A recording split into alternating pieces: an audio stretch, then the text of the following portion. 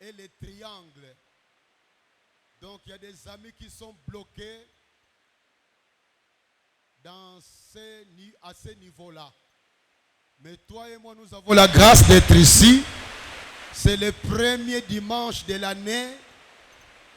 Avoir du temps pour le Seigneur, avec le Seigneur ensemble, attire des bénédictions particulières. Nous vous saluons au nom de Jésus-Christ et nous vous saluons au nom de l'ensemble de tous les responsables de notre Église. Vous êtes les bénis de l'Éternel, que pendant cette année, Dieu ouvre encore ses écluses de bénédiction pour vous. Que les chômeurs trouvent de l'emploi pendant cette année. Que ceux qui veulent se marier, qui n'ont pas de fiancés, qu'ils trouvent des fiancés pendant cette année. Que ceux qui sont déjà fiancés, qui n'ont pas l'argent, qu'ils trouvent l'argent pendant cette année. Que ceux qui travaillent connaissent des promotions. Et que ceux qui ont des ambitions politiques soient bien situés. Nous voudrons voir la main de Dieu d'une façon particulière pendant cette année. Amen. Lèvons-nous pour prier pour la parole de Dieu.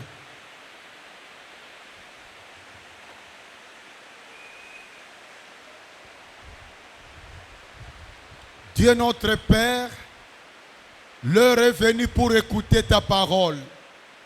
Il pleut, il y a du bruit, mais fais-nous grâce d'écouter attentivement et de pouvoir intérioriser ce que tu as préparé pour nous aujourd'hui. Nous nous réjouissons de savoir que tu es vivant, tu es présent, tu as raison de faire pleuvoir. Nous ignorons pourquoi tu permets cela, mais que toute la gloire te revienne. Nous voudrions simplement te remettre ce moment de l'écoute de ta parole. Bénis ta parole. Plante-la dans nos cœurs. Parle à nos cœurs. Aide-nous à tirer des conclusions utiles dans notre marche avec toi. Nous voudrions que pendant cette année, tu nous enrichisses encore par ta parole. Commence aujourd'hui par ta grâce, pour ta gloire, au nom de Jésus. Amen. Nous ouvrons nos Bibles. Nous allons lire dans 2 Pierre, chapitre 3, verset 18. 2 Pierre, chapitre 3, verset 18.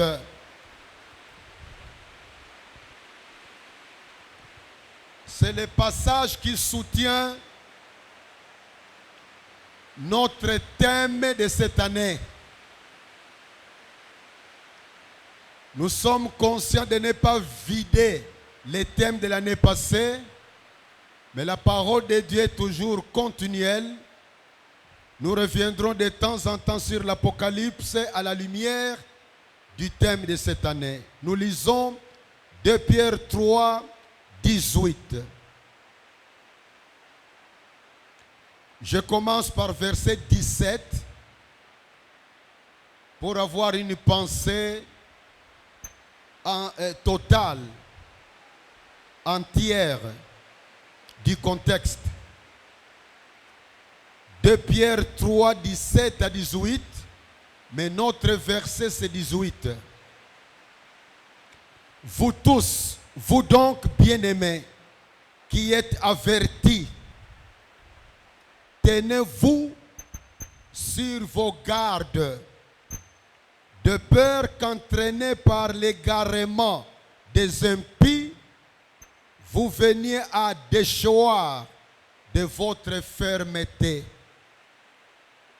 Mais croissez dans la grâce et dans la connaissance de notre Seigneur et Sauveur Jésus-Christ.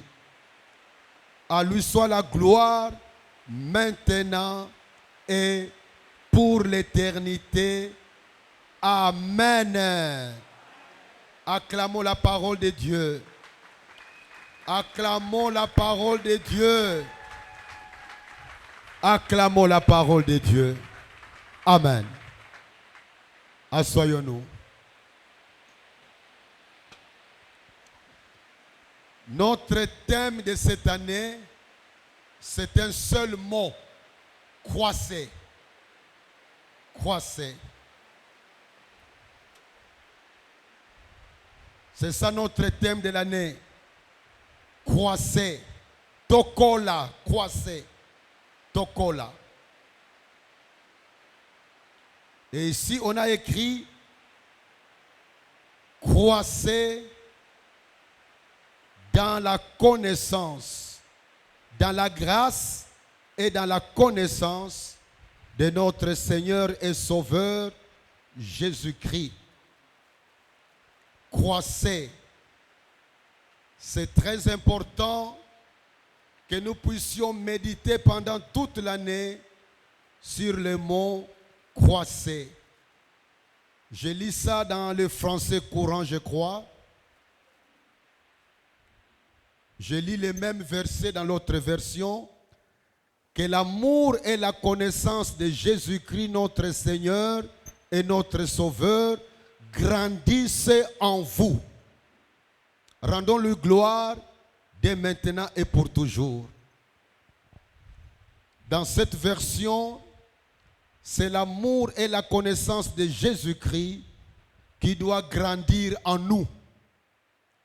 Dans Louis II, c'est nous qui devons croître dans la grâce et la connaissance de notre Seigneur Jésus-Christ. Bien-aimés dans le Seigneur, cette épître de Pierre a été écrite par le grand apôtre Pierre. C'est Pierre qui l'a écrit. Et si nous voulons connaître toutes les informations utiles qui nous aideront à mieux comprendre cet épître, allez dans l'Internet, allez dans des dictionnaires bibliques, allez dans les commentaires. Il est toujours très important de connaître des informations qui concernent un livre de la Bible. On appelle ça dans la formation théologique l'introduction à 2 Pierre. Chaque livre a son introduction qui nous parle de conditions, de circonstances qui ont entouré ou qui ont favorisé les livres qui nous concernent. Il est très important de connaître ces informations-là. Ça aide à comprendre certains passages qui ne sont pas clairs par eux-mêmes si on n'est pas informé de ce qui répond à des questions telles que qui a écrit cette épître ou cette lettre ou ce livre? À qui il a écrit? Pourquoi il a écrit? Quelles étaient les circonstances qui ont favorisé cet écrit? Dans quelles circonstances se trouvait l'écrivain? Dans quelles circonstances se trouvaient des gens à qui il a adressé son message? Quel était le but pour lesquels l'auteur a écrit? Ces questions sont importantes à connaître, à poser et à recevoir des informations. C'est plein dans l'Internet. Ça peut nourrir vos moments où vous n'avez pas de choses à faire. Vous vous investissez à découvrir ce qui précède ce qui entoure chaque livre, ça enrichit beaucoup. Cette lettre a été écrite vers l'année 66 après Jésus-Christ.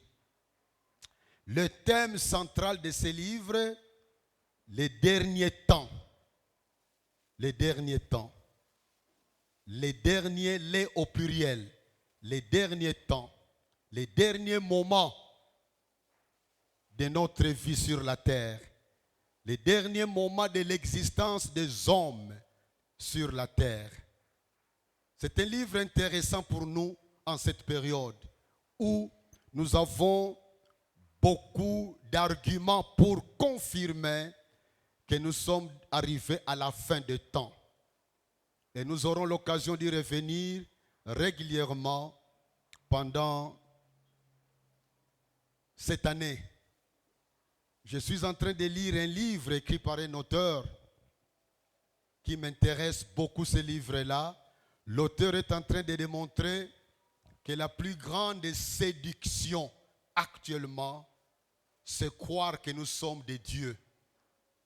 Et il démontre avec un discernement très profond combien dans beaucoup d'églises, on insiste que nous sommes des dieux. On fait appel à un psaume de l'Ancien Testament, à un psaume et à la parole de Jésus dans Jean 10, et on conclut que nous sommes des dieux. Et si nous sommes des dieux, nous sommes des pauvres dieux. Nous sommes incapables en tant que Dieu d'arrêter la guerre que nous avons à l'est du pays. Nous sommes incapables de terminer la pauvreté sur la terre si nous sommes des dieux. Nous sommes incapables d'avoir toutes les réponses à toutes nos questions. Et l'auteur démontre dans son livre que cette manière de concevoir la vie chrétienne répond à la tentation de Satan dans les jardins d'Éden. Quand il a dit à Ève, si tu prends ces fruits, tu seras comme Dieu. Mais en même temps, et ça Coca-Cola, ça dévalue Dieu. Parce qu'on rabaisse Dieu à un niveau trop bas. Ce n'est pas nous qui devenons Dieu. Nous croyons devenir Dieu, mais nous sommes en train de rabaisser Dieu. Je peux vous recommander ce livre, écrit par Dave Hunt. Hunt comme chasser. En anglais, chasser. La chasse. H-U-N-T. Dave Hunt. Si on peut lire ça en français. Dave Hunt. La séduction de la craintiété. Qui a déjà lu ce livre? La séduction de la craintiété. Il n'y a qu'une seule main, Pasteur Kouzi. Je vous implore de lire ce livre. Si vous avez des amis en Europe, écrivez-leur de vous commander ça. Non pas gratuitement, vous leur demandez le prix, ou même par l'internet, on peut connaître le prix. Vous envoyez votre argent et la personne qui est là ne va simplement dépenser que l'argent du transport. Il peut vous acheter les livres et peut vous l'envoyer. Pour comprendre ce qui se passe actuellement, on a besoin de livres comme 2 Pierre et d'autres livres que nous serons en train de traiter pendant l'année.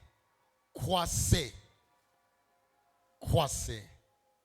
Que la grâce, l'amour de Dieu et la connaissance de Jésus-Christ grandissent dans nos cœurs. Quand on dit croissez, c'est parce que nous avons la vie. Tout ce qui a vie grandit.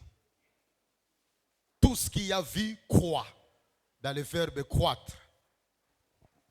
Quand un enfant est né, c'est tout à fait normal que les parents s'attendent à sa croissance.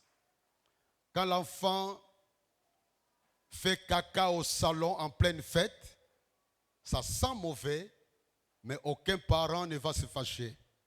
C'est tout à fait normal. Le bébé agit selon sa capacité naturelle d'agir à cet âge-là. Mais si le même bébé de 8 ans continue à faire caca devant tout le monde, à l'âge de 18 ans, ça inquiète tout parent. D'ailleurs, avant même d'arriver à 18 ans, c'est un parent qui est déjà très frustré depuis longtemps. Parce que déjà, à un âge plus bas, il devait cesser de faire ça. Ceux qui ne connaissent pas l'histoire, j'ai déjà raconté cette histoire de la naissance des affermissements. Je vous dis que les affermissements ne sont pas ma création. Moi, je ne fais que profiter du concept et concevoir mes affermissements. Mais l'idée d'affermissement est venue d'un homme, fondateur du ministère qu'on appelle les navigateurs. Qui a entendu parler de ce mouvement, les navigateurs? Merci. C'est comme les campus pour Christ. Les navigateurs, ils sont très forts dans la formation des disciples. Si vous voulez grandir dans le domaine de former des disciples, soyez en contact avec les gens, des navigateurs, pour lire leurs livres. Dans le monde, ils sont des experts à former des disciples. Les fondateurs de ces ministères a eu un problème dans sa vie, dans la maison. Un de ses enfants était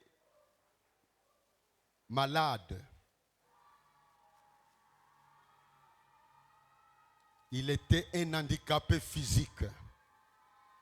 Il ne grandissait pas normalement. Toute la vie s'est passée sur son lit. Et quand on l'a mené au salon, on devait prendre beaucoup de précautions pour qu'il soit capable de jouer avec ses frères et sœurs et suivre la télévision.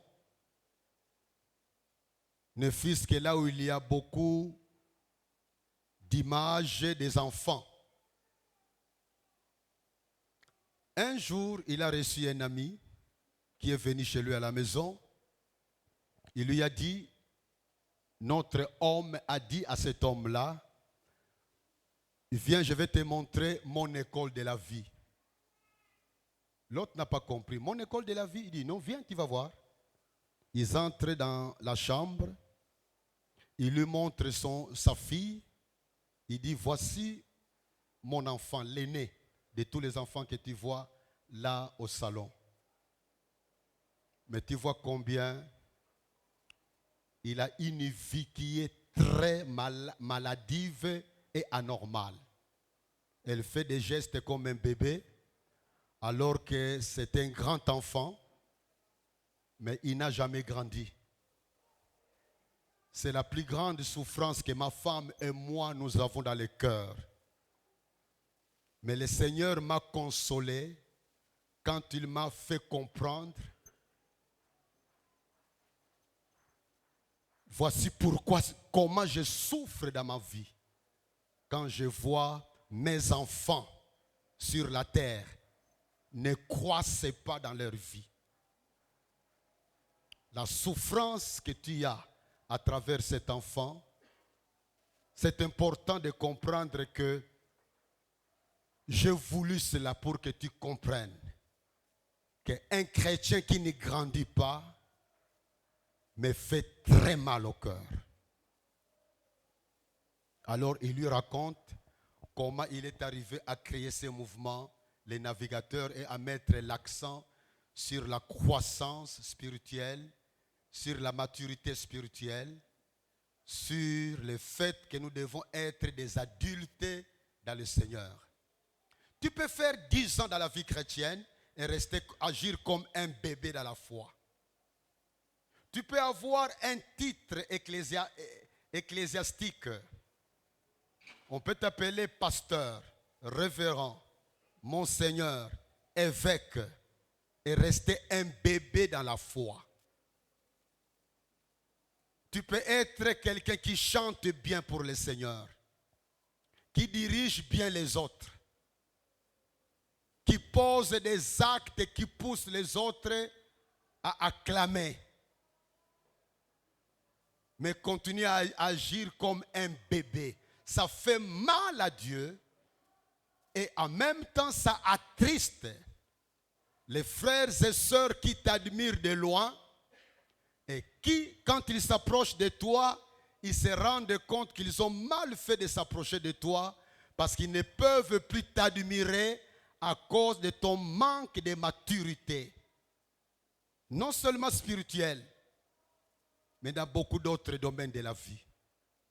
Alors pendant cette année, nous voudrions vraiment passer notre temps devant le Seigneur à nous concentrer sur les différents aspects de la vie d'un homme, d'une femme sur la terre, et en même temps prendre des principes qui sont dans la Bible pour pouvoir croître dans les différents domaines de notre vie. Un chrétien qui ne grandit pas est une source de tristesse pour le Seigneur. Un chrétien qui ne grandit pas, il reste une source de tristesse pour beaucoup de frères et sœurs qui le connaissent. Un chrétien qui ne grandit pas fait fuir les autres loin de son église parce que il y a des gens qui sont frustrés en les voyant toujours agir comme un bébé.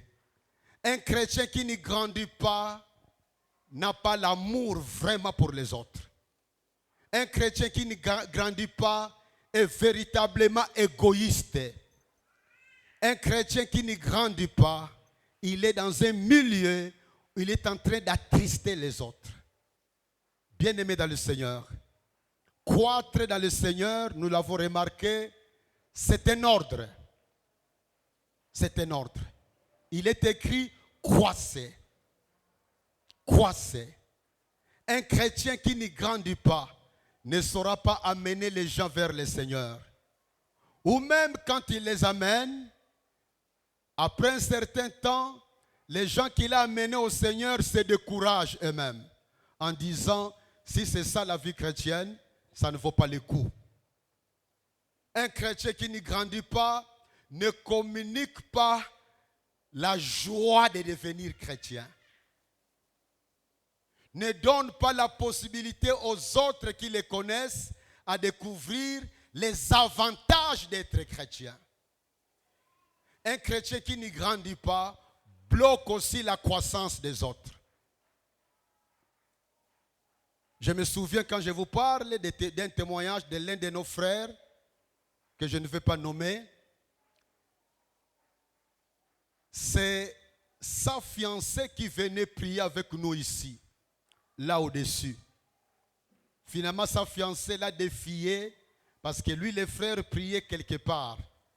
Sa fiancée l'a défié à venir prier chez nous. Il est venu une fois, 2 fois, 3 fois. Finalement, il est resté dans nos milieux. Et c'est un frère qui aime son église que nous formons ici. Il est avec nous régulièrement. Quand je parle, il m'entend. Un jour, je lui ai posé la question dans mon bureau. Pourquoi tu t'intéresses chez nous? Et où est-ce que tu priais avant ici? Parce que je m'étais rendu compte qu'il priait déjà quelque part. Il me dit, je priais dans telle église. Le pasteur, c'était un ami d'enfance. Mais c'est ma fiancée qui m'a conduit ici. Quand je suis venu ici, je me suis rendu compte que moi qui pensais connaître beaucoup, je commençais à me rendre compte que mon paquet de connaissances était petit, il devait grandir. Alors, je pensais à mon pasteur. C'est un ami d'enfance. Je lui ai parlé franchement, c'est le frère qui continue à dire. J'étais parti le voir, je lui ai parlé franchement. Je dois te laisser. Il était l'un des anciens là-bas. Je dois te laisser. Je vais rejoindre ma fiancée dans son église. Parce que ici, je dois t'avouer, il dit à son ami, comme c'est son ami, il lui a parlé franchement. Je dois t'avouer que je ne grandis plus dans ma foi. Tous les dimanches, c'est la répétition. C'est la répétition tous les dimanches. Vous savez, quand une église ne parle que de la guérison, guérison, guérison, guérison, guérison, les malades sont très heureux. Et quand ils sont guéris, il y a un problème. Ils entendent guérison, guérison, ils ont un problème. ou croire que c'est ça la vie chrétienne normale, où ils vont inviter les gens pour la guérison, mais eux-mêmes se rendent compte plus tard, quand ils sont dans d'autres milieux, qu'il n'y a pas que ça. Il y a plus que ça. La Bible ne parle pas seulement de la guérison. Quand dans une église, on ne parle que démons, au début, c'est beau, c'est impressionnant. Au début, quand on parle à un démon qui est dans quelqu'un qui est à genoux, quand on remarque comment les paroles qu'on prononce font trembler la personne, comment la personne tombe, comment une voix qui n'est pas sa voix qui sort de ses lèvres, ça impressionne. Ça frappe. Ça fait comprendre qu'il y a un monde spirituel et réel qui réagit sur notre monde. Mais maintenant, si on ne fait que parler de démons, certains sont heureux, mais ceux qui ont la soif d'aller plus loin se rendront compte que la vie chrétienne est trop bloquée. Alors que s'il vient d'un milieu occulte, là, les enseignements progressent. Quand vous êtes membre de la Rose-Croix, il y a des monographies que vous recevez régulièrement. Vous sentez que vous croissez. Et là où on a une série d'enseignements qui vous aident à aller plus loin, attire plus quelqu'un que là où on répète la même chose, comme si on est dans un véhicule embourbé. Ça fait beaucoup de bruit, mais en réalité, ça n'avance pas. Donc vous comprenez que si nous sommes dans une église où chacun a le souci de croître, nous serons en train d'influencer les autres positivement dans nos milieux. Et nous serons aussi en train d'être utilisés par le Saint-Esprit pour attirer les autres vers le Seigneur. Qu'est-ce que signifie croître quand on parle d'une église? Quand on parle d'une église, il y a 3 sortes de croissance. D'abord, le mot croître lui-même nous fait penser au fait de quitter un niveau pour aller à un niveau supérieur. Ça peut être en bien ou en mal. Parce qu'un criminel peut aussi croître dans la capacité de causer du tort aux autres. Il va de niveau 1 au niveau 2. Dans le domaine du Seigneur, nous allons d'un niveau inférieur vers un niveau supérieur. Nous allons du mal au médiocre, de médiocre au bien, au meilleur. On sent qu'on est en train d'aller plus loin. Quand nous rencontrons l'expression dans la Bible de progrès en progrès, ça contient la notion de croître. Quand nous rencontrons les mots meilleurs, par exemple, quand vous lisez l'épître aux Hébreux, un des mots clés de cette épître, meilleur. On nous dit que en Jésus nous sommes dans les meilleurs. La nouvelle alliance est meilleure par rapport à l'ancienne alliance. De ce qu'il y a eu la notion de croître. Et quand on parle de la croissance d'une église, il y a 3 sortes de croissance. Il y a la croissance spirituelle. C'est la croissance qualitative. À tel point que cette église est en train de croître spirituellement parce que ses membres croissent spirituellement. On voit la qualité qui augmente.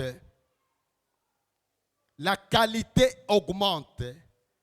Et même les témoignages des individus, si pas tout le monde, mais un grand nombre peuvent témoigner que spirituellement, moi je ne savais pas comment prier efficacement, mais ces derniers temps je prie mieux. Moi je ne savais pas découvrir la Bible. Pour le moment je comprends qu'est-ce qu'est la Bible.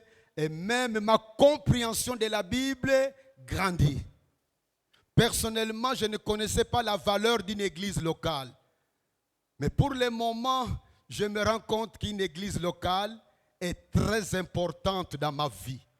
Parce qu'il est en train de croître au niveau de la connaissance et la compréhension des choses de Dieu. Il ne connaissait pas la valeur de l'évangélisation. Pour le moment, il connaît, il comprend, il évangélise. C'est quelqu'un qui ne savait pas l'importance de donner l'argent que Dieu lui donne, une partie à l'œuvre de Dieu. Mais maintenant, il se rend compte qu'en le faisant, Dieu aussi se souvient de lui. Que Dieu intervient en tant que source de richesse. Il y a une croissance spirituelle. La deuxième sorte de croissance, quand on parle de l'Église, c'est la croissance numérique. Le nombre de gens grandit. La croissance numérique ou quantitative.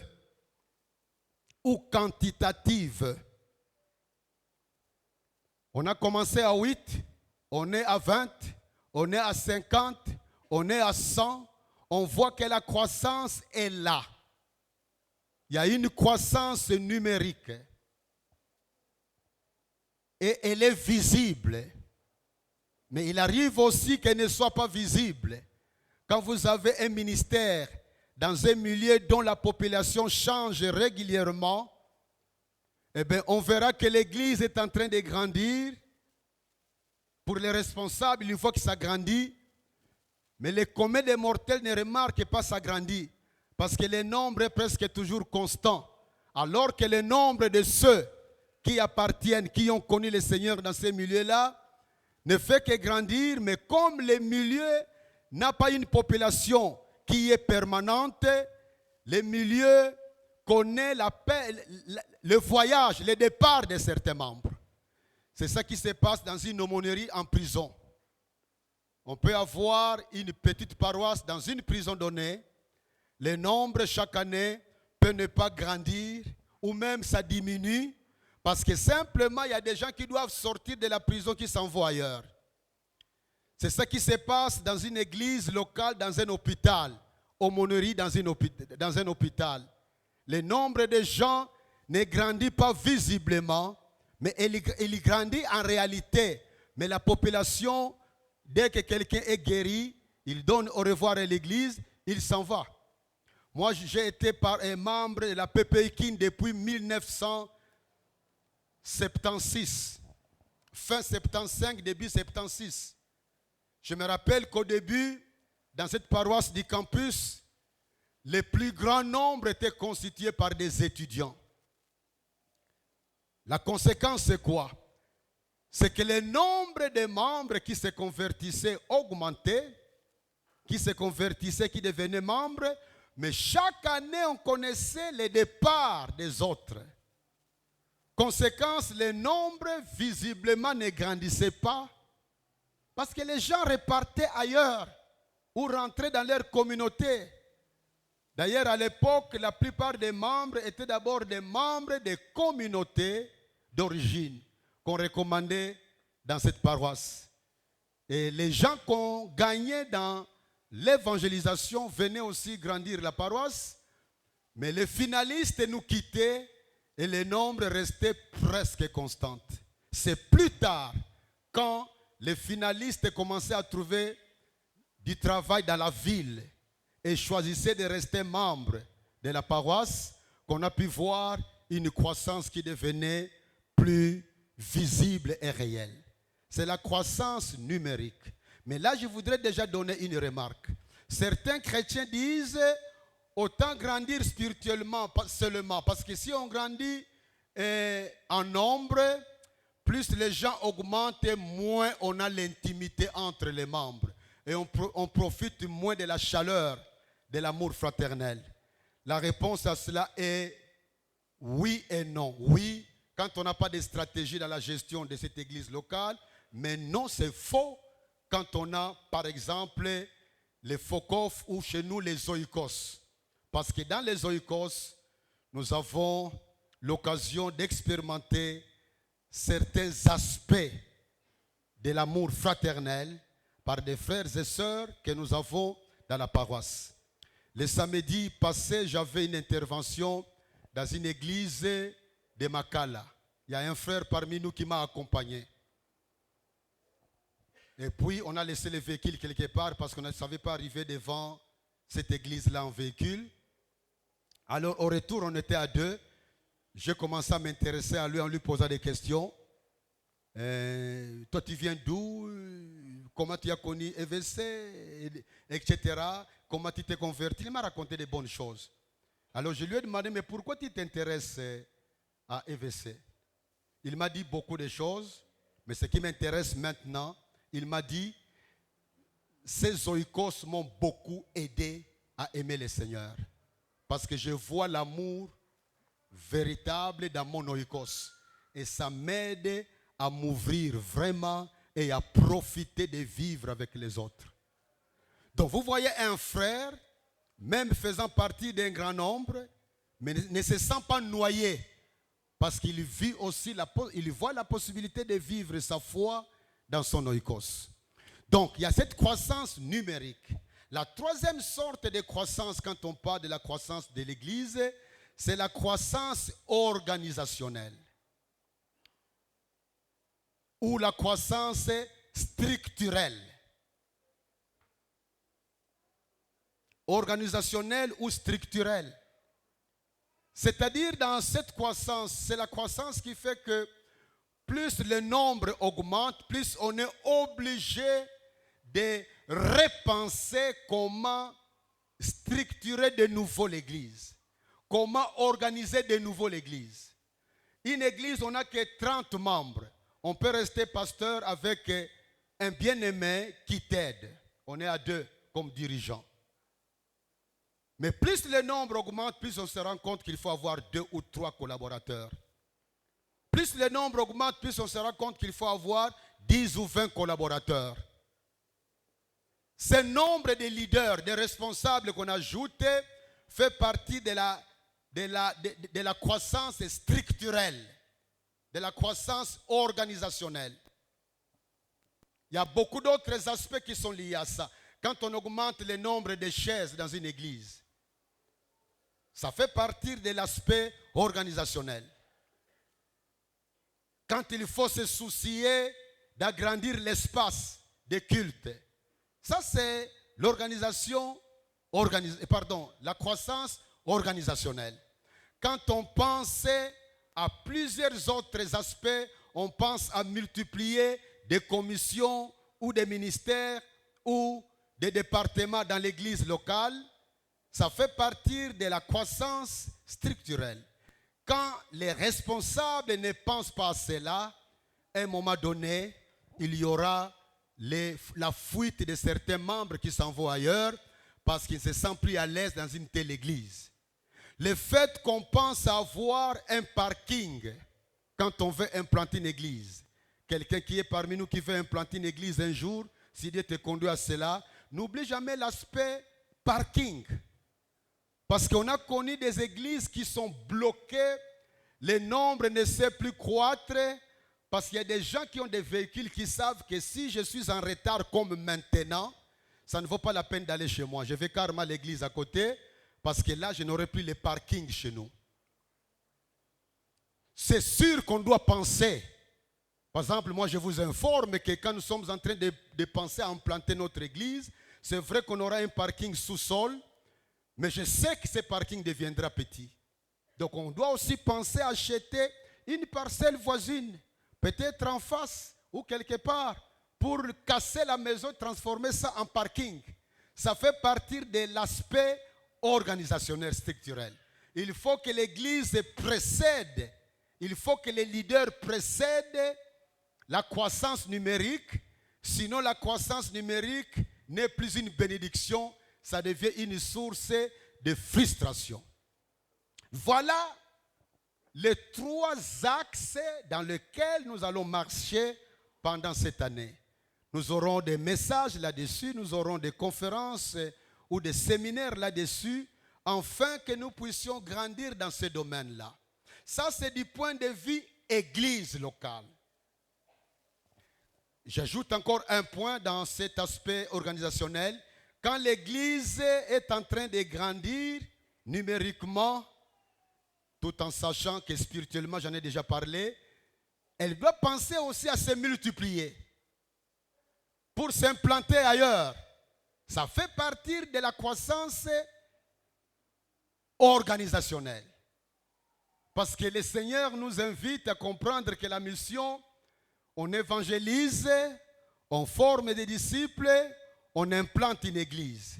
Ou bien, on évangélise, on implante une église, on forme des disciples. Quel que soit l'ordre, mais l'implantation d'église fait partie de la manifestation de la maturité d'une église locale. Maturité dans les domaines spirituels, maturité dans les domaines quantitatifs et maturité dans les domaines structurels.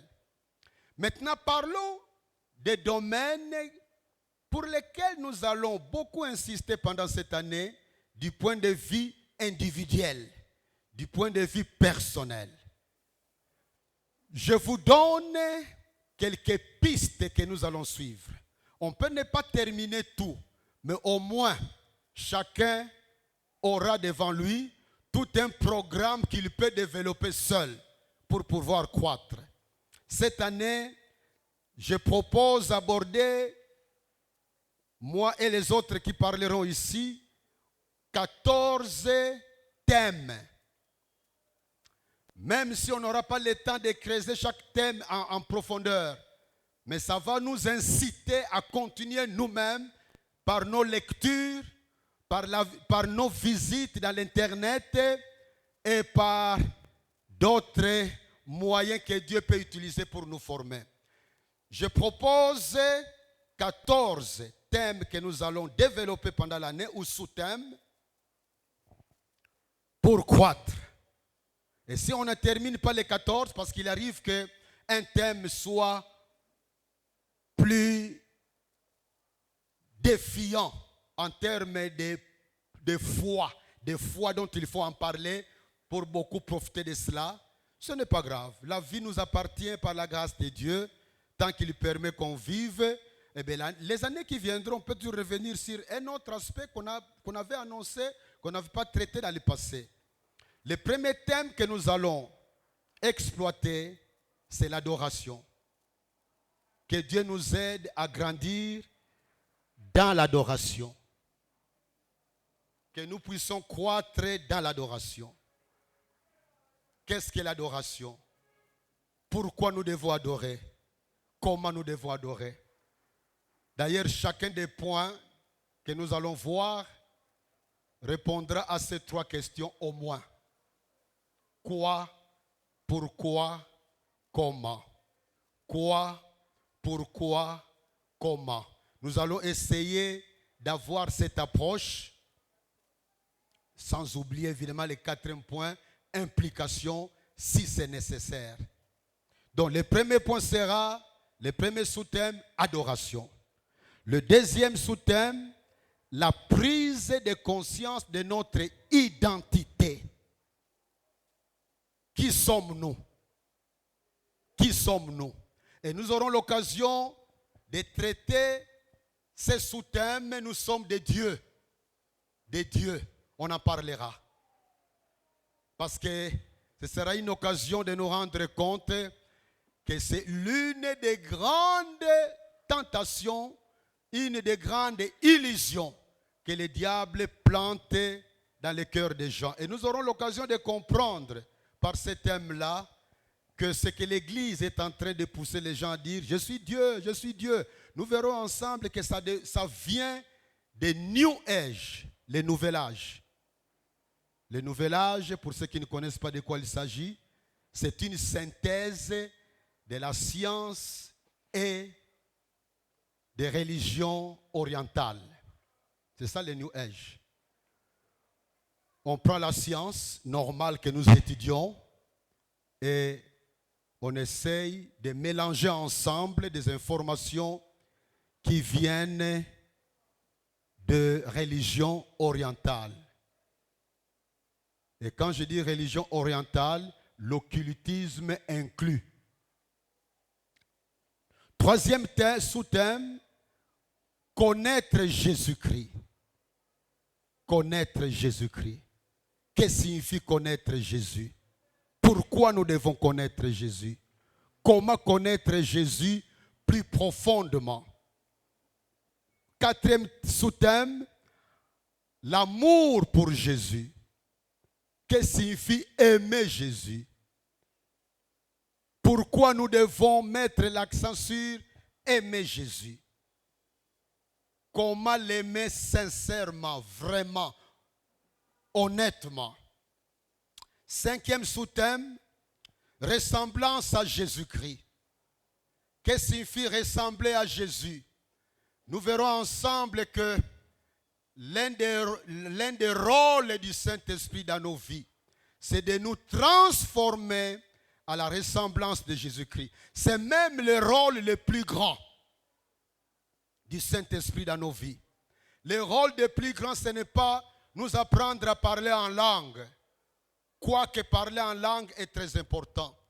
Le rôle du Saint-Esprit, le rôle fondamental, ce n'est pas de nous aider à guérir les malades, quoique la guérison des malades est fondamentale. Je peux donner beaucoup d'autres exemples. Le Saint-Esprit opère plusieurs choses dans nos vies. Mais la chose la plus importante, c'est notre ressemblance à Jésus-Christ. Il est venu pour nous transformer à être semblables à Jésus-Christ. C'est dans ce domaine-là que se manifeste vraiment notre maturité spirituelle. C'est dans ce domaine-là où vraiment nous faisons plaisir à la volonté de Dieu. Excusez-moi, je suis distrait par la technique à cause du micro. Donc, il est très important, le cinquième sous-thème, qui d'ailleurs devait être karma notre thème de l'année, mais j'ai voulu utiliser le mot croisé pour avoir plus de liberté à traiter d'autres sous-thèmes. Le sixième sous-thème, ce sera des aspects moraux, éthiques, les aspects éthiques de la vie chrétienne, les aspects moraux de la vie chrétienne. C'est là où nous parlerons du rôle des fruits du Saint-Esprit, nous parlerons des vertus chrétiennes, nous parlerons de la place des œuvres, des bonnes œuvres dans notre vie. Le septième sous-thème, ce sera la croissance mentale, intellectuelle. Pourquoi nous devons être des étudiants permanents? Nous vivons à une époque où l'ignorance, c'est une arme puissante de Dieu pour détruire des vies humaines. Et nous serons en train de montrer l'importance d'apprendre. Il n'y a pas un âge limite pour vouloir apprendre. C'est toujours important. Je faisais rire des amis dernièrement. Je vais encore faire un doctorat dans la compréhension de Kingunza. Kingunza. Qui a entendu parler de Kingunza? Kingunza. Oui, c'est un domaine qui m'a toujours posé beaucoup de questions. Et si Dieu me convainc, ce n'est pas trop tard à mon âge de faire encore un doctorat dans la théologie pour mieux comprendre ce phénomène Kingunza, écrire une thèse là-dessus. Nous devons être gourmands d'apprendre. Actuellement, tu ne connais pas l'anglais, tu ne connais pas l'informatique, tu es analphabète. Il y a un frère parmi nous, il n'est pas là ce matin, qui m'avait posé une question dans le bureau. Là où il travaillait, il est responsable dans son travail. Là où il travaillait, c'est le frère Vuna. Le nom, je ne me rappelle plus l'autre nom. Véran. Il est là. Il était venu me voir au bureau. Son patron, qui est un Américain, lui a demandé de lui trouver quelqu'un. Je pense qu'il m'a précisé une femme, une sœur en Christ, quelqu'un. Enfin, de trouver une dame. Alors lui a voulu d'abord venir à l'église pour chercher quelqu'un. Mais il doit connaître très bien l'anglais et l'informatique. Les deux conditions, à part les diplômes universitaires. Nous avons contacté certaines personnes. Bon, voilà, on a échoué.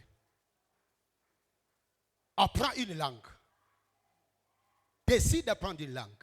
Moi, j'ai un ami, un filleul de mariage, qui est aux États-Unis, qui avait voyagé avec en tant que D6, mais avec un anglais impeccable qu'il avait pris au sérieux à l'école secondaire.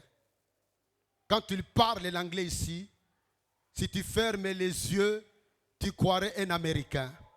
Son anglais là lui a ouvert des portes ici. Il a travaillé dans les grandes organisations internationales, jusqu'à dans OMS. Il a travaillé dans l'ambassade de Corée du Sud. Il a travaillé dans d'autres ambassades aussi, dans Kinshasa, D6. Mais c'est son anglais qui lui ouvre la porte. Chaque langue que tu connais dans ta vie, c'est une clé pour ta vie. Chaque langue, c'est une clé. J'ai souvent eu l'envie d'apprendre aussi l'espagnol. C'est une langue qui a beaucoup d'ouverture aussi. Alléluia. 8e sous-thème, croître socialement. Croître en relation. Il y a des gens qui sont trop isolés, qui ont très peu d'amis, qui n'ont des amis que de l'école primaire ou peut-être secondaire, mais qui ne savent pas comment créer de nouvelles amitiés. Mes amis, bien-aimés dans le Seigneur, chaque relation c'est une grande richesse. Chaque relation c'est une grande richesse. Créons des relations. Et vous savez que nous les chrétiens, nous avons la meilleure méthode pour créer des relations, c'est l'évangélisation. En format de disciples. L'un des livres universellement connus pour les domaines des amitiés, c'est le livre écrit par Dale Carnegie, intitulé « Comment se faire des amis ». Qui a déjà lu ça? Comment se faire des amis? Ça, c'est un livre qu'il faut avoir lu dans sa vie. Je vous informe où on peut trouver ça quand vous terminez la route Les Huileries. Pour sortir sur le grand boulevard qui est à la Gombela. Mais quand vous tournez pour aller dans la direction droite, il y a une librairie des Grands Lacs, tout juste ici. On vend des livres très beaux là-dedans pour le développement personnel. Demandez ces livres-là. Demandez ces livres-là. Dale Carnegie. Comment se faire des amis? Ma vie a été influencée d'abord par la Bible, ensuite par ces livres-là. Je l'ai connu depuis 1976. Il m'a beaucoup influencé. Je l'ai lu plus de 10 fois dans ma vie. Nous verrons ensemble. Oui, mais si je parle de ces livres-là, c'est pour dire que le meilleur livre au-dessus de celui-là, c'est la Bible. Parce qu'il y a beaucoup de principes qu'il lui donne. Plus je grandissais dans la foi, plus je me rendais compte que ces principes-là, la Bible en parlait déjà. C'est tous les livres de Proverbes. Les livres de Proverbes parlent de beaucoup de principes sur comment gérer ses relations avec les autres. Nous y reviendrons. 9e sous-thème, c'est du point de vue physique. Physiquement. L'importance de faire le sport. Si tu n'as pas le temps de faire le sport, ne fût-ce que faire la marche. Faire la marche. À la maison, j'ai un tapis roulant. C'est un truc qui est comme un tapis qui roule, mais sur place. Eh bien, depuis que je l'ai fait, eh bien, je me sens mieux physiquement. Chaque matin, pendant 20 minutes, je sue, la sueur sort. Je commence très lentement, et puis j'augmente, et puis ça devient rapide, et puis vers 20 minutes, je me sens déjà, évidemment la fatigue vient, je me sens essoufflé, mais je me sens bien.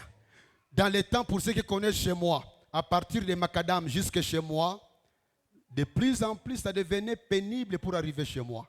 Il faut que je marche, puis je m'arrête. Et pourtant, c'est une petite pente. Mais pour le moment, je peux t'épuiser. Je monte ça en marchant vite. Je marche vite. Je ris même de moi-même. Je me dis, oh, si tu l'as, mais tu as failli vieillir plus tôt. On n'est pas obligé de vieillir plus tôt. Alléluia. Alors, nous aurons aussi des informations là-dessus.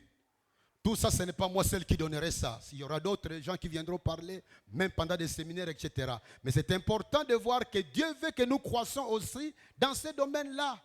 Prendre soin de son corps. 10e sous-thème, c'est les finances. Croissez dans les finances. Je prie que le Seigneur aide beaucoup parmi nous à renouveler la montée de leurs finances. Que beaucoup parmi nous puissent dire à la fin de l'année, cette année dans laquelle nous sommes, le 31 décembre, qu'ils puissent dire, Seigneur, toute l'année je t'ai vu à l'œuvre. J'ai commencé l'année avec un petit salaire d'autant, mais curieusement tu m'as béni. Mon salaire a augmenté. Mes affaires n'étaient pas prospères, mais curieusement tu m'as béni. Mes affaires ont augmenté. J'étais esclave de la peur que my God avait planté dans mon cœur. Mais j'ai jeté cette peur, j'ai pris encore des risques. Merci Seigneur, parce que je vois que mon porte-monnaie porte encore beaucoup plus de finances. Alléluia. Nous devons croître, on ne doit pas rester esclaves de peur des anciens échecs. Nous ne sommes pas condamnés d'échouer chaque fois. Moi, j'échoue beaucoup de fois dans mes histoires de finances, mais je continue à être têtu. Un jour, vous remarquerez la différence. Parce que j'y crois fermement. Alléluia. 11e domaine, nous allons croître dans la connaissance de nos talents, de nos dons spirituels, de nos capacités, de nos potentialités.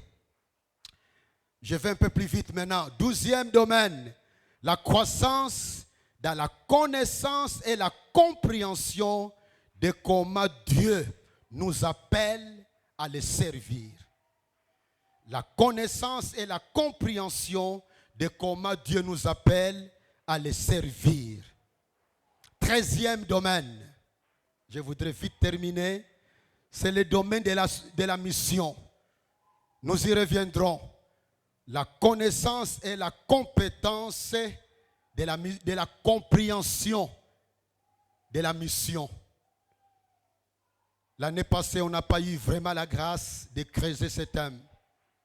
Nous avons trop traîné sur l'Apocalypse. Mais on y reviendra.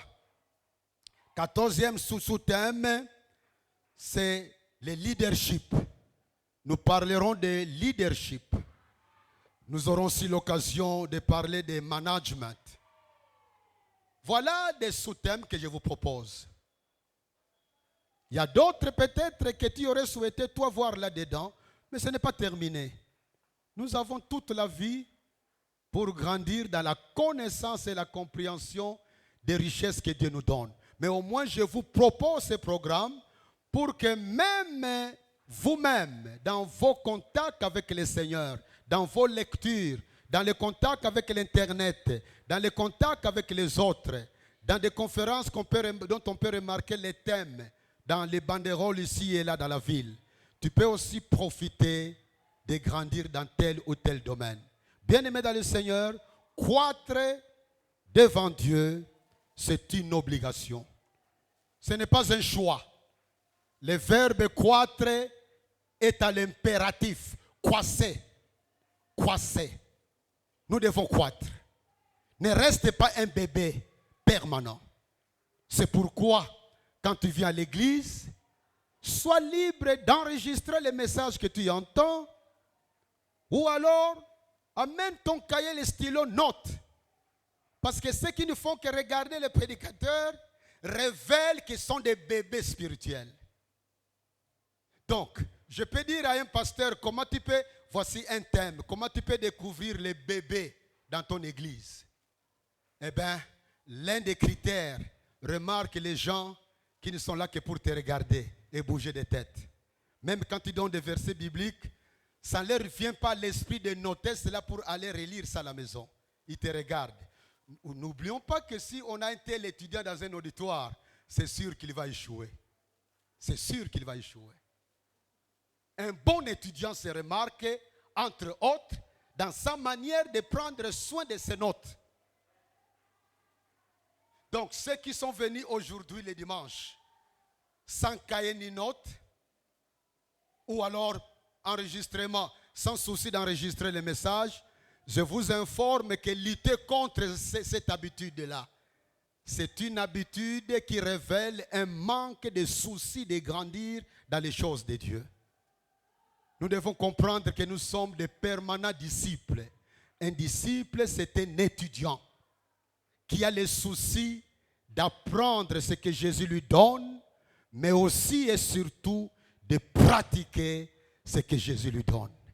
Que le Seigneur nous aide à pouvoir suivre ce programme et à pouvoir profiter de ce programme pour qu'à la fin de l'année, il puisse dire, Seigneur, merci pour les pas que tu viens de m'aider à faire.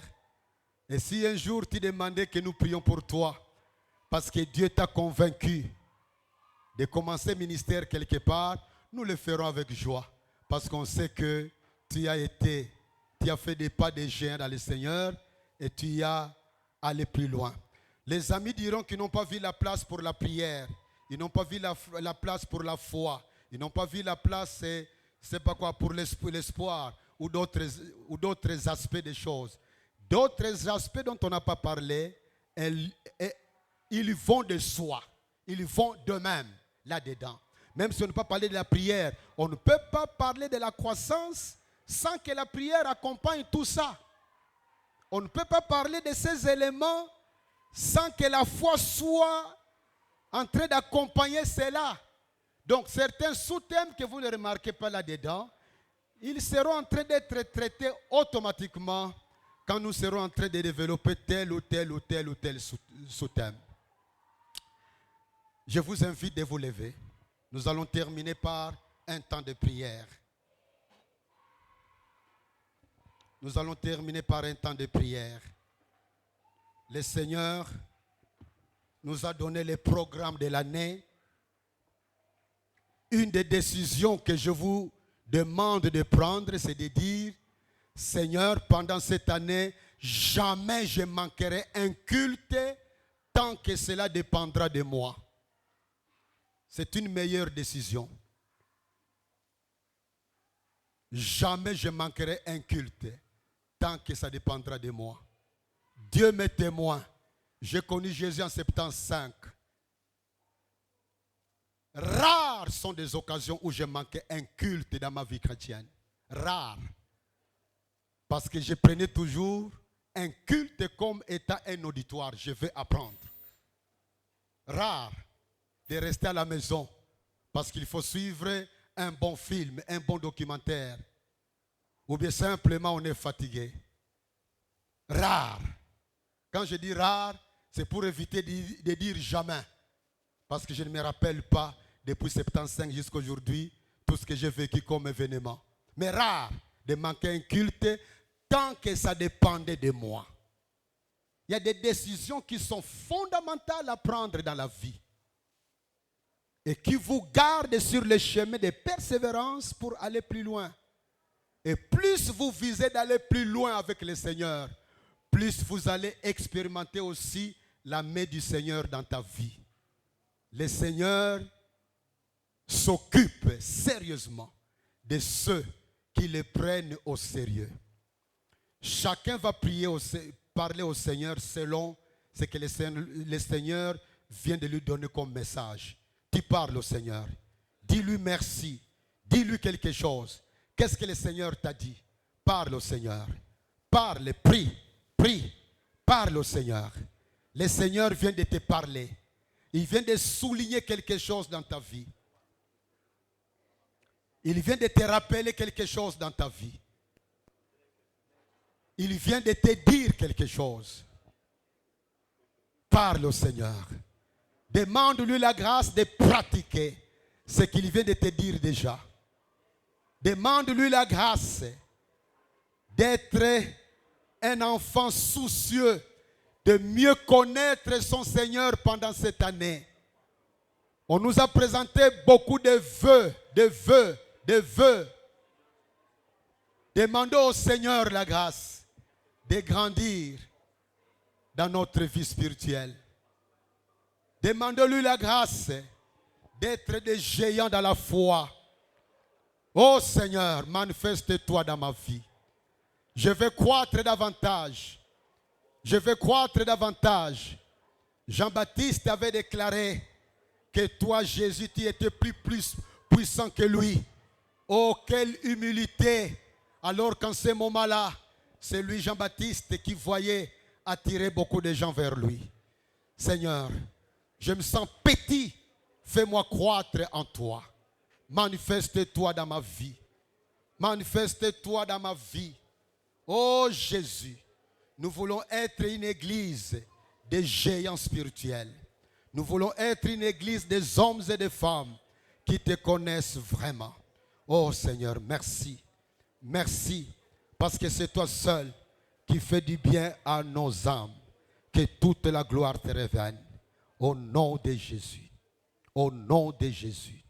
Vous allez répéter après moi. Quand je dis au nom de Jésus-Christ, vous réagissez violemment. Amen. Pour souligner votre engagement à accepter la phrase que je vous donne, à moins que la phrase ne corresponde pas à tes convictions, là tu te tais. Je vais faire la volonté de Dieu. Vous direz Amen quand vous entendrez au nom de Jésus-Christ. C'est bien clair. Je vais faire la volonté de Dieu. Je vais vivre selon les valeurs du royaume de Dieu au nom de Jésus-Christ. J'ai choisi d'aimer ce que Dieu aime et je vais le laisser me transformer complètement au nom de Jésus-Christ.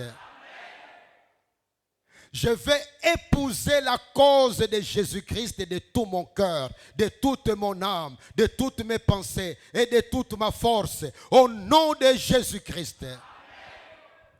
Je dois être puissant. J'ai choisi d'être puissant. Tout ce que je dois manifester, je vais le manifester dans ma vie au nom de Jésus-Christ. Je reçois la puissance de Dieu. Je reçois la puissance pour être un témoin puissant. Et maintenant, je vais agir comme témoin de Jésus-Christ. Au nom de Jésus-Christ. J'ai choisi de ne pas être un spectateur dans la maison de Dieu, mais de manifester la puissance de Dieu Tout-Puissant qui habite en moi. Au nom de Jésus-Christ. Je possède la puissance de Dieu Tout-Puissant qui habite en moi par son Esprit Saint. Au nom de Jésus-Christ. Je suis une bénédiction pour ma génération. Je suis un ambassadeur de Jésus-Christ dans ce monde. Je n'ai point honte de proclamer l'évangile. Au nom de Jésus-Christ. J'ai le pouvoir de chasser les démons. Ils n'ont pas la capacité de me résister. Au nom de Jésus-Christ. Je vais vivre une vie spirituellement significative. Pas juste pour moi, mais à travers moi, pour Dieu et pour les autres. Au nom de Jésus-Christ.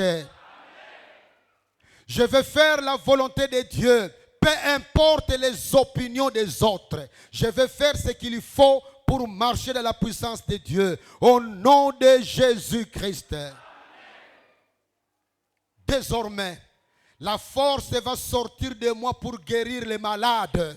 La force va sortir de moi pour changer de circonstances. Au nom de Jésus-Christ. Tu peux prier toi-même. Prie, prie, prie, prie, prie. Prie, parle, continue à ajouter des phrases qui t'intéressent. Prie, prie, prie, prie. Tu peux taper les mains pour ne pas être distrait par la prière de l'autre. Le Dieu vivant habite en toi. Le Dieu vivant habite en toi. Il habite en toi. Tu n'es jamais seul. La Bible dit que les faibles disent, Je suis fort. Tu peux déclarer d'être ce que tu n'es pas à tes propres yeux. Déclare ce que tu aimes être, mais que tu ne crois pas être. Crois que tu l'es. Oh, je suis fort en Jésus-Christ. Je suis puissant en Jésus-Christ. Je chasse les démons en Jésus-Christ. Les démons tremblent devant moi. Le diable tremble devant moi. Cette année, je réussis dans tous mes projets. Oh Seigneur, merci. Parce que tu es vivant et puissant. Tu es vivant et puissant. Tu es vivant et puissant. Tu es vivant et puissant. Alléluia.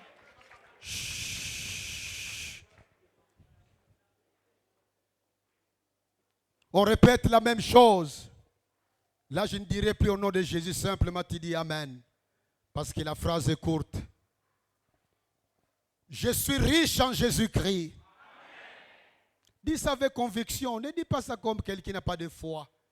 Si tu ne crois pas, ne parle pas. Mais si tu crois que c'est vrai, parle.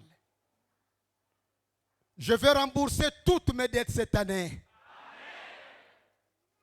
L'argent vient dans ma vie au nom de Jésus. Le diable et les sorciers ont peur de moi au nom de Jésus-Christ. Je suis fort dans le Seigneur. Souvenez-vous que la Bible dit que les faibles disent je suis fort. Quel verset? Joël 3, verset 10. Retenez ce verset-là. Il soutient tes déclarations. Joël 3, verset 10. Que les faibles disent je suis fort. En disant je suis fort, le faible ne voit pas qu'il est fort. Le faible ne sent pas qu'il est fort. Il sent qu'il est faible. Mais Dieu lui dit, ne tiens pas compte de ce que tu sens en toi. Mais tiens-toi compte de ce que moi je dis. Moi, ton Dieu, je te dis, tu es fort. Donc, dis, tu es fort.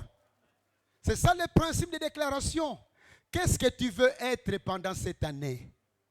Tant que ce n'est pas opposé à la volonté de Dieu, tu as la liberté de dire ça. Qu'est-ce que tu veux devenir cette année? Qu'est-ce que tu veux avoir cette année? Qu'est-ce que tu veux faire cette année? Qui n'est pas opposé à la volonté de Dieu. Souviens-toi, le fait que les faibles disent je suis fort. Souviens-toi de ce que tu veux être. Il y a 3 verbes. Être, avoir, posséder ou pouvoir. Être, avoir, pouvoir. Être, avoir, pouvoir. Qu'est-ce que tu veux être? Qu'est-ce que tu veux avoir? Qu'est-ce que tu veux pouvoir? Cela dit, proclame ce que tu l'es déjà. Tu l'es déjà, tu l'as déjà, tu le peux déjà. Alléluia. Moi, je sais que nous avons déjà notre temple. Je le sais. Dieu a plusieurs méthodes pour nous aider à voir ça. Je sais qu'on aura une des parcelles ici qui sera notre parking, le parking de nos Mvwandu que vous êtes. Je vois des Mvwandu ici. Je vois des hommes et des femmes qui ont beaucoup d'argent ici. C'est savoir par la foi. Alors proclamons ce que nous voudrons être. Proclamons ce que nous voudrons avoir. Proclamons ce que nous pouvons. Allez-y, allez-y, tapez les mains. Parle au Seigneur. Proclame ça. Proclame ça. C'est la vérité. Que les faibles disent je suis fort. Oh Jésus. Alléluia. Je suis plein de joie. Je suis plein de bonheur. Alléluia. Je suis plein de puissance. Alléluia. Alléluia. Alléluia. Alléluia. Je suis plein de puissance. Je suis plein de puissance. Je suis plein de puissance. Alléluia. Oh Seigneur. Alléluia. Chut. Seigneur, merci pour ce moment béni que tu viens de nous offrir. Nous venons de déclarer ce que nous croyons être, ce que nous croyons avoir, ce que nous croyons pouvoir, non pas par nos efforts, mais par tes efforts. Nous dépendons totalement de toi. Ce que nous proclamons égale 0. Si toi tu n'es pas d'accord avec nous, ce que nous proclamons ne vaut rien. Si toi tu n'interviens pas, nous dépendons de ta grâce, nous dépendons de tes compassions, nous dépendons de ta miséricorde. Nous croyons que tu nous offres une année bénie. Nous croyons que tu nous offres une année de grandes surprises agréables. Nous croyons que pendant cette année, tu vas faire des choses merveilleuses pour chacun de nous. À la fin de l'année ici, si Jésus ne revient pas vite, nous croyons que nous aurons des moments de témoignages éloquents. Et pendant toute l'année, nous aurons des grands témoignages. Que toute la gloire te revienne. Au nom de Jésus, Amen. Assoyons-nous. Est-ce que nous pouvons acclamer le Seigneur? Acclamons le Seigneur, acclamons le Seigneur. Alléluia. Dieu a tout créé pour croître. La croissance est anormale. Nous voulons passer à la table du Seigneur. J'aime ce que Paul, parfois c'est interpellant, ce que Paul a écrit par rapport à la table du Seigneur, à la manière dont l'église de Corinthe célébrait la table du Seigneur ou la Sainte Seine. La manière dont les chrétiens de Corinthe venaient pour participer à la table du Seigneur. Dans 1 Corinthiens 11, à partir du verset 17, il dit, en donnant cet avertissement, c'est que je ne loue point, c'est que vous vous assemblez non pas pour devenir meilleur, mais pour devenir pire. On vient de nous parler de l'expression meilleur. Il venait participer à la table du Seigneur non pas pour grandir, mais pour devenir de plus en plus médiocre. Il dit en bas au verset 21, car quand on se met à table, chacun commence par prendre son propre repas et l'est en faim. Et l'autre est ivre. C'est des signes d'immaturité. J'ai à manger, je mange, mais la révérende, je vois, il n'a rien, mais je suis heureux de manger, mais elle a faim. C'est l'immaturité. Et puis, je suis à l'aise dans l'ivrognerie. Je viens dans l'église Nassina Langwe, où j'ai un programme en quittant ici, d'aller dans un lounge bar pour m'enivrer. La table du Seigneur, nous pouvons prendre des décisions pour nous aider à devenir meilleurs, à grandir, mais aussi à partager ce que Dieu fait passer entre nos mains ou dans nos maisons. Et en bas, Paul parle que la table du Seigneur, au verset 26, quand nous participons à la Sainte Seine, ça nous motive à annoncer l'évangile. Il y a qu'à annoncer que Jésus vient, repentez-vous. Nous pouvons décider que dès cette année, en communiant, Seigneur, rends-moi meilleur, Nakola, Seigneur, aide-moi à partager ce qui passera entre mes mains. Mais aide-moi, Seigneur, à annoncer l'évangile. C'est anormal d'être un mois, une semaine, 2 semaines, toute l'année, sans partager l'évangile avec quelqu'un. Nous avons beaucoup d'occasions pour le faire, surtout nous, Éphésiens. Et au verset 27, il dit, participez à la table du Seigneur sans discernement. Boire cela indignement, c'est boire la coupe du jugement.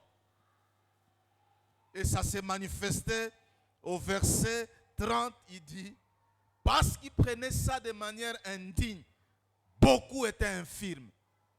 Parfois, ça l'a qui bien, mais en certain moment, a commis une infirmité.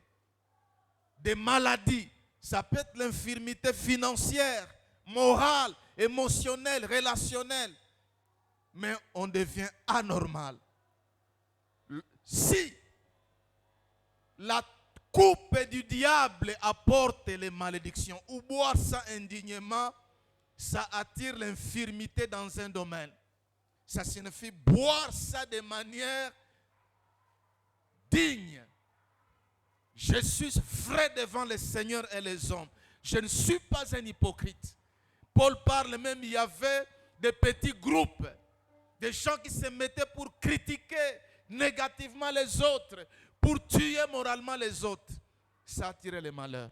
Mais si nous pouvons décider de prendre cela, c'est le premier repas, avec un cœur sincère. Si je dis à la révérence que je l'aime, ça signifie que je suis vrai. Je n'ai pas les couteaux derrière elle. Si nous prenons ça de tout cœur, sachant que les yeux de Dieu me voient partout où je suis, et Dieu, sa caméra filme tous mes actes, ça va nous apporter de multiples bénédictions. Quelqu'un peut dire Amen. Amen. C'est une table de bénédiction. Et l'apôtre dit, et Jésus l'a fait, qu'il avait pris le pain. C'était à l'époque un pain. Il y a mon nez, ils étaient que 12 et puis lui 13. Il a pris de coupe et l'ipa, l'unité, le corps, lui-même, et ça symbolise aussi l'église, nous les saints. Il a rendu grâce, il a rompu. Il dit, c'était le futur. De la même manière que mon corps sera brisé. Mangez-en. Sachez que moi, votre leader, Jésus, on va me briser. Mais pour une cause. Pour que l'humanité soit sauvée. Soyons aussi prêts à souffrir pour l'avancement de l'œuvre de Dieu. Un chrétien mûr n'est pas là que Tangunyo Sokaka Esengo Esengo. On nous a raconté l'histoire du fondateur navigateur. Dieu permet certaines souffrances pour nous entrons dans son école, pour Nabiso, mais aussi pour que l'œuvre avance. Alléluia. Quand Dieu me donne de l'argent, Dieu peut me demander de diviser ça pour que je donne une partie dans l'œuvre du Seigneur. Humainement, ça peut être une perte, une souffrance, mais Dieu le fait. Amen. Et puis, il avait pris la coupe. C'était une coupe pour tout le monde. Une coupe, l'unité. Il dit, le corps qui sera brisé, le sang de la nouvelle alliance sortira. Et ce sang qui sera le savon spirituel pour laver les péchés et les conséquences du péché adamique. Le sang de Jésus est un savon qui nous lave de tout péché, de toute conscience souillée ou de toute culpabilité. Peut-être que vous avez un péché quelconque qui vous a culpabilisé, qui vous culpabilise. Mais vous pouvez décider là où vous êtes de dire, Seigneur, j'ai déjà traversé 2022, je suis dans notre rive. Nous allons vers Cana, vers 2024. J'abandonne ces péchés, mais lave-moi par ton sang. Et c'est une coupe mémoriale. La révérende va prier pour les pains.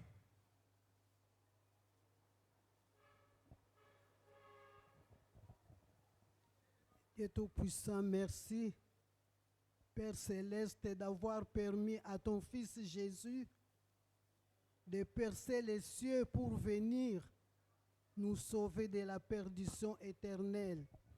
Jésus, merci de tout cœur, parce que tu n'as point épargné ta gloire éternelle. Oui, tu es devenu péché pour nous. Tu es devenu péché pour mon frère et ma soeur.